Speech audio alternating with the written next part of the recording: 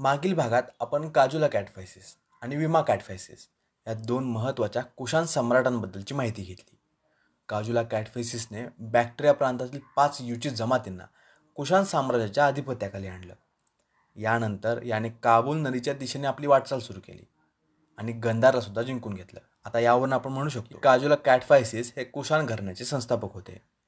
याच्यानंतर यांच्या उत्तराधिकाऱ्याने कुशाण साम्राज्याचा प्रचंड वेगाने विस्तार केला आणि संपूर्ण वायव्य भाग आपल्या ताब्यामध्ये घेतला. पूर्वेला मथुरेपर्यंत यांनी आपल्या साम्राज्याचा विस्तार केला होता. मागील भागात आपण या दोन्ही सम्राटांबद्दल माहिती घेतलेली आहे. आज या भागात आपण सम्राट कनिष्क यांच्याबद्दल माहिती घेऊया. ख्रिस्त जन्मोत्तर 78 मध्ये यांचा कार्यकाळ सुरू झाला. सम्राट कनिष्क आणि विमा कॅटफायसिस यांचा नेमका संबंध काय होता हे सांगणं इतिहासकारांना शक्य झालेलं नाही. कनिष्कच्या राजकीय आणि सामाजिक कार्यामुळे याला कुशाण साम्राज्याचा सर्वात बलाढ्य सम्राट म्हटलेला आहे. जेव्हा कनिष्कचा कार्यकाळ सुरू झाला तेव्हा कुशाण साम्राज्य अफगाणिस्तान, गांधार, सिंध आणि पंजाबपर्यंत पसरलेलं होतं. हा भूभाग कनिष्कला मागील सम्राटाकडून मिळाला होता, पण यांनी यांच्या कार्यकाळात कुशाण साम्राज्याचा भूभाग प्रचंड वेगाने वाढवला. अशा प्रकारे कुशाण साम्राज्य सम्राट कनिष्कच्या काळात यशाच्या शिखरावर पोहोचलं होतं. यामुळे सम्राट कनिष्कच्या कार्यकाळाला शक इरा सुद्धा म्हटलं जातं. आता हे ऐकून तुम्हाला प्रश्न पडलेला असणार, सम्राट कनिष्क तर कुशाण होते, तर मग यांच्या कार्यकाळाला शक इरा का म्हटलं जातं? याचं कारण म्हणजे भारतीय लोक तेव्हा सर्व विदेशी लोकांना शक म्हणायचे, म्हणूनच यांचा कार्यकाळ म्हणजे शक इरा. आता यांनी केलेला साम्राज्य विस्तार जाणून घेऊया. नकाशात दाखवल्याप्रमाणे यांनी भारताचा बराच भाग आपल्या ताब्यात घेतला होता. मगध, पाटलीपुत्र तसेच बोधगयापर्यंत यांनी आपल्या साम्राज्याचा विस्तार केला. सम्राट कनिष्क साम्राज्य विस्तारादरम्यान बौद्ध भिक्षू अश्वघोष यांच्या संपर्कात आले. पुढे जाऊन हेच बौद्ध भिक्षू अश्वघोष सम्राट कनिष्कचे राजकीय सल्लागार बनले. अश्वघोष यांच्याबद्दलची माहिती याच भागात आपण पुढे बघूया. आता आपण यांच्या साम्राज्य विस्ताराबद्दल जाणून घेत आहे. याच संदर्भात एक महत्त्वाची माहिती कन्हान यांच्यामार्फत आपल्यापर्यंत पोहोचलेली आहे. कन्हान हे एक संस्कृत साहित्यिक होते. यांनी एक काश्मीरी साहित्यामध्ये लिहिलेलं आहे की कनिष्कने काश्मीरला सुद्धा आपल्या आधिपत्याखाली आणलं होतं, पण नकाशात दाखवलेला संपूर्ण भाग कनिष्कच्या ताब्यात नव्हता. यांच्या साम्राज्याचा विस्तार उत्तरेला काश्मीर, पूर्वेला वाराणसी, पश्चिमेला गांधार तर दक्षिणेला माळवा पठारापर्यंत यांचे साम्राज्य पसरलेलं होतं. भारतातील बाकी ठिकाणी यांची प्रत्यक्ष सत्ता नव्हती. इतर ठिकाणी स्थानिक राजा असायचा आणि हा राजा सम्राट कनिष्कचा प्रतिनिधी म्हणून काम करायचा. तुम्हाला आता नकाशामध्ये पेशावर शहर दिसत असेल. पेशावर म्हणजे तत्कालीन पुरुषपुरा शहर. कनिष्कच्या कार्यकाळात पुरुषपुरा ही कुशाण साम्राज्याची राजधानी होती. पेशावर राजधानीशिवाय मथुरासुद्धा कुशाण साम्राज्याचं एक महत्त्वाचं ठिकाण होतं आणि मथुरा ही कुशाण साम्राज्याची दुसरी राजधानी असावी असं काही इतिहासकारांचं मत आहे. याच ठिकाणी शीर नसलेले कनिष्कचे पुतळेसुद्धा सापडलेले आहेत. यांनी बऱ्याच लढाया चायनीज साम्राज्याविरुद्ध केलेल्या आहेत. यामध्ये यांना विजय मिळाला. यांनी चायनामधल्या काही साम्राज्यांना आपल्या साम्राज्याचा भूभाग बनवलं. पांचाव यांच्या साम्राज्याविरुद्ध यांनी पहिलं युद्ध केलं होतं, पण यामध्ये कनिष्क पराभूत झाले. यानंतर यांनी पुन्हा चायनामध्ये घुसखोरी केली. यावेळी यांचा सामना पांचाओ यांच्या मुलाशी म्हणजे पानयांग यांच्याशी झाला. यावेळी मात्र सम्राट कनिष्क विजयी झाले. यानंतर यांनी काशगर, यारकद आणि खेतांसारखे प्रदेश आपल्या साम्राज्यामध्ये सामावून घेतले. आता यानंतर सम्राट कनिष्कने कोणकोणती नाणी चलनामध्ये आणली हे पाहूया. कुशाण साम्राज्याच्या कार्यकाळात बरीच सोन्याची नाणी चलनात आली होती. कनिष्कच्या काळात सुद्धा अशाच पद्धतीची नाणी चलनात येत राहिली. याचे पुरावे मथुरा, श्रावस्ती, कौसंबी आणि बनारसमध्ये सापडतात. यावरून आपल्याला समजतं की यांनी गंगा नदीच्या खोऱ्यामधील बऱ्याच शहरांना ताब्यात घेतलं होतं. या नाण्यांकडे बघितलं असाल तर समजलं असेल की कनिष्कने काही नाण्यांवर स्वतःचे चित्र कोरलेलं आहे. काहींवर हिंदू देवतांचे चित्र आहे, काहींवर बौद्ध भिक्षूंचे तर काहींवर ग्रीक देवतांची चित्रे आहेत.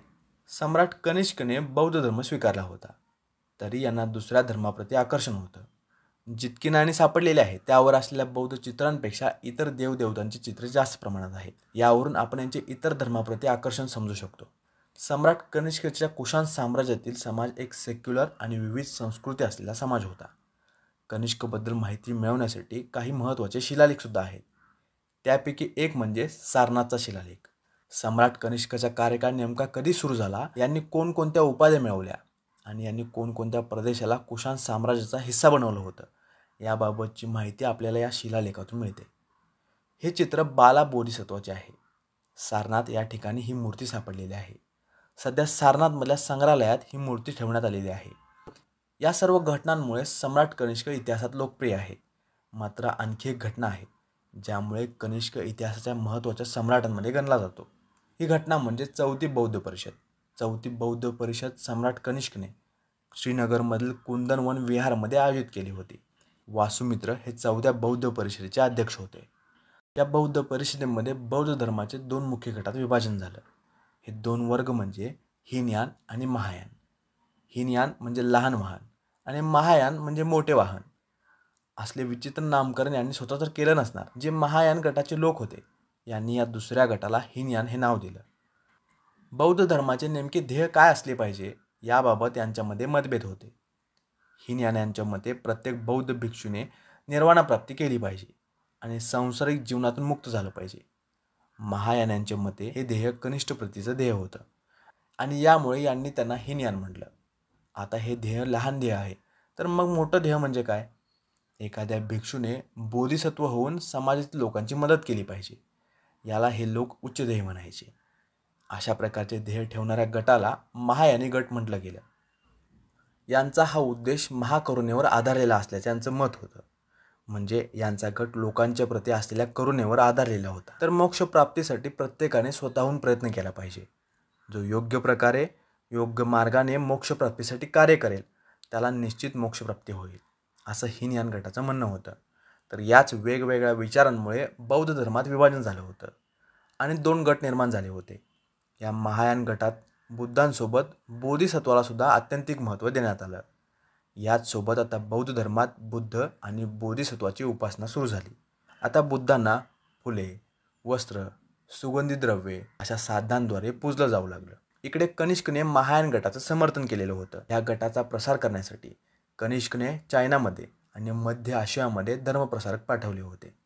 याने याच राज्यातील बऱ्याच प्रदेशात बौद्ध चैत्य, विहार आणि स्तूप देखील उभारले. आपल्याला चित्रामध्ये एक स्तूप दिसत असेल. याची निर्मिती 2ऱ्या शतकात सम्राट कनिष्कने पेशावरमध्ये केली होती, म्हणजेच पुरुषपुरा शहर. म्हणजे हे स्तूप आजच्या काळात पाकिस्तानचा भाग आहे. पण सध्या हा स्तूप पूर्णतः पाहायला मिळत नाही. याचे काही अवशेष शिल्लक आहेत. पण असं म्हटलं जातं की जेव्हा कनिष्कने या स्तूपाची निर्मिती केली तेव्हा हा स्तूप बऱ्याच मजल्यांचा भला मोठा स्तूप होता. तत्कालीन वास्तूंमध्ये हा स्तूप सर्वात मोठी वास्तू होती. एक चायनीज प्रवासी ह्युंग तिसांग यांच्या प्रवास वर्णनामध्ये या स्तूपाबद्दलची माहिती मिळते. अजून एक साहित्यिक आहेत अल-बरुनी. हे 11व्या शतकाच्या इतिहासात पाहायला मिळतात. यांच्या साहित्यात सुद्धा या स्तूपाबद्दलची माहिती मिळते. आता चौथ्या बौद्ध परिषदेबद्दल आणखी थोडी माहिती घेऊया. चौथ्या बौद्ध परिषदेला अशोकघोष सुद्धा हजर होते. सम्राट कनिष्क जेव्हा पाटलीपुत्रवर आक्रमण करतात तेव्हा यांचा संपर्क बौद्ध भिक्षू अशोकघोष यांच्याशी आला आणि कनिष्कने यांना आपला राजकीय सल्लागार बनवलं. अशोकघोष हे संस्कृत व्याकरणकार होते असं मानलं जातं आणि कालिदास यांच्या पूर्वी अशोकघोष यांनाच भारतातील महान कवी म्हटलं जायचं. याच अशोकघोषांनी संस्कृत भाषेत बौद्ध चरित्र लिहिलेलं आहे. आता सम्राट कनिष्कने कोणाकोणाला संरक्षण दिलं हे जाणून घेऊया. यामध्ये बऱ्याच विद्वानांचा समावेश होतो, जसं की वासुमित्र जे चौथ्या बौद्ध परिषदेचे अध्यक्ष होते. याशिवाय अशोकघोष ज्यांच्याबद्दल आत्ताच आपण माहिती घेतलेली आहे. यानंतर चरक प्राचीन भारतातील एक महान वैद्य आणि नागार्जुन हे एक बौद्ध मेटाफिजिशियन होते. या सर्वांना सम्राट कनिष्कने संरक्षण दिलं होतं. सम्राट कनिष्कचा कार्यकाळ ख्रिस्त जन्मोत्तर काळ 78 पासून ते 120 पर्यंत होता. तर आत्तापर्यंत आपण सम्राट कनिष्क याच्याबद्दल माहिती घेतली. आय होप हा व्हिडिओ आपल्यासाठी इन्फॉर्मेटिव्ह असेल. Thank you for watching and supporting books तावा.